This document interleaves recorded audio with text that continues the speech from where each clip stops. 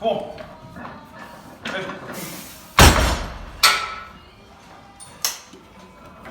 Up. So I just bought myself a super yacht. What's up, folks? So that's just the longest time I have not trained. I've been sitting here drinking beer. We have had a great trip in Barcelona.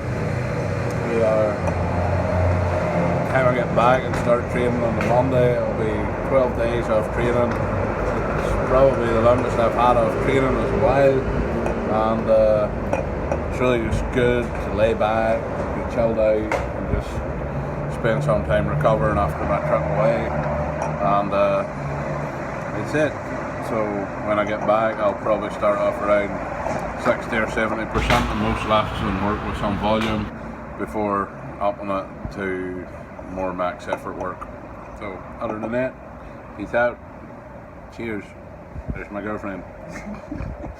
there she is right there. Go fuck yourself. Well, that's who was saying all the bad words then. That boat, the Pacific, is owned by an entrepreneur. So if you label yourself an entrepreneur on Instagram and you don't have a boat, you're a liar.